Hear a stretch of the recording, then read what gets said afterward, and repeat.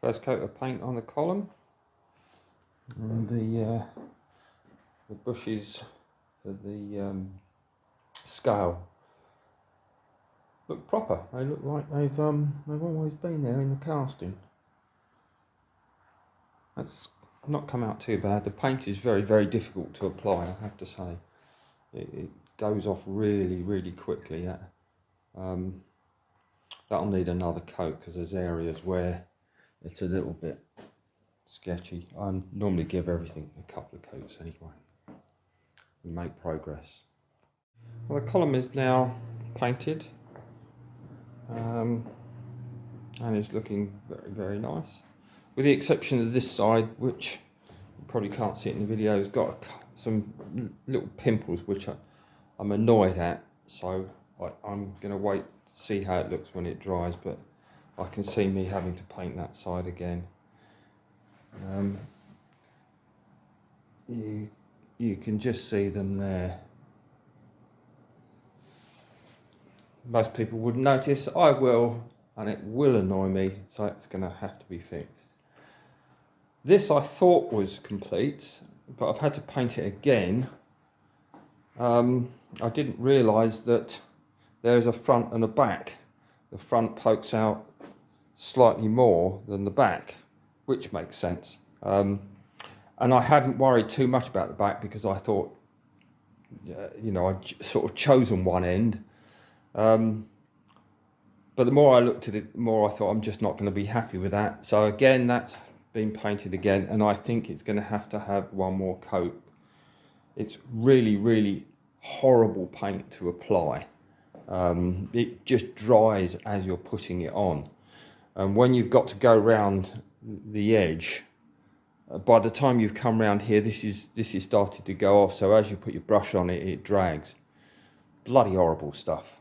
I mean, it's great when it's on and hard. It's a good finish, but getting a smooth finish is really difficult. I think I'm going to have to mask this up and paint the edge and then paint the main part. We'll get there. When I first uncrated it and wound the carriage up and down, I noticed it was stiff in some places, and now we can see why.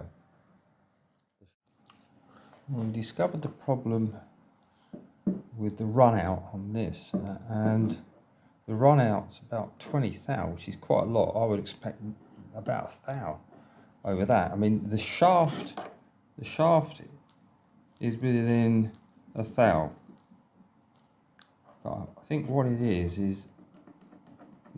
this is not a good fit, and it's not large enough to sit squarely on the bearing. So when they clamped it up, they really pushed this on, and it was at a cock. I'm hoping that's all it is. So I'm going to make a new spacer, slightly larger diameter and a slightly smaller internal diameter, so that it fits on there properly and provides a square surface, and hopefully that will cure it. Otherwise I'll have to go back. But the good news is that the run out on the shaft is about a thou and a half.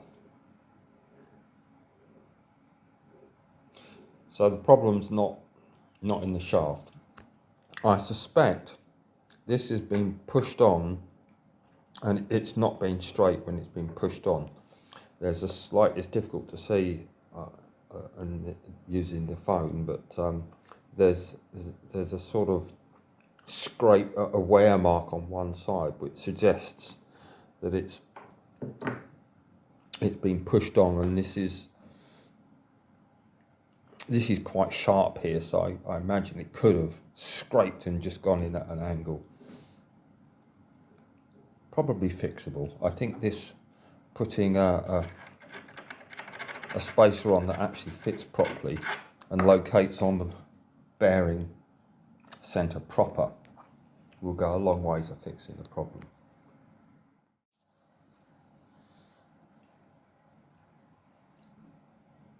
So with the bevel just pressed, not all the way on because you need to heat it up to get it on. The run out's slightly more, but it's not too bad. What is worrying though is that when you look at the edge here, you can see that it gets larger then smaller. So the teeth aren't machined concentric with the bore.